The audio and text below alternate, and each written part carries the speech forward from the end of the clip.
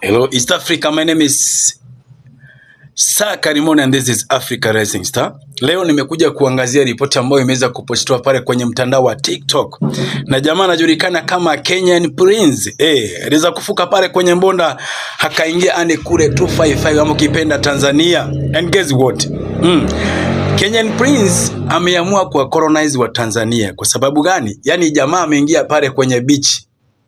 Kiukweli ni kwamba ile beach sio safi. Yaani ameweza kuonyeshana michafuko ambayo iko pale kwenye beach ya Tanzania, na venye tu wa Tanzania wamekuwa kimbombea kwenye maisha mazuri na mambo ambayo ni ya kifahari, basi taswira ni tofauti Kenyan Prince alipofika pale Tanzania. Maana amesema ya kwamba beach ya Tanzania Mama Samia Suluhu anafaa kuifanyia rehabilitation, maana ni chafu sana.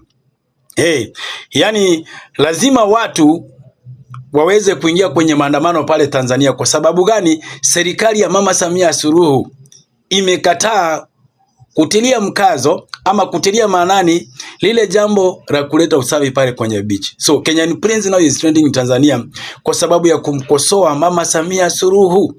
Na amesema kwamba hamuogopi. Yaani wa Kenya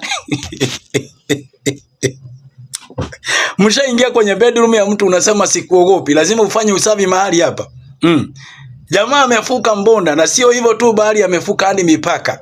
Mwenyewe amesema angependa kuandress Mama Samia Suluhu, anamwambia kwamba pasipo kuogopa lazima aangalie mandhari ya Tanzania, maana kuna michafuko. Yani kule kwenye beach kunanuka mafi. Hivyo ndivyo amesema, naye mwenyewe haogopi. Na Watanzania hawajakuwa kimya. Wamejaribu kufunga midomo yao, lakini imezindikana, kwa sababu ni kweli kule kwenye beach kuna harufu mbaya, kule kwenye beach kuna michafuko, kule kwenye beach kuna hatari. Yani watu wanafaa kuovia hatari ya maisha yao, maana hakuna usafi. So wale watu ambao hupenda beach, wale watu wanapenda ile maisha kule beach, basi ni vizuri mtulie maanani hili jambo, maana ni swala nzima ambalo sasa ni gumzo kubwa hapa East Africa. My name is Sir Karimoni. Ingia pale kwenye comment section. Ningependa ukaweza kudrop comment ya kwako. Tuambie swala nzima lina kwako ina maana, ama tuseme tu Mama Samia Suluhu aendelee na kazi yake. Remember to follow and like our page.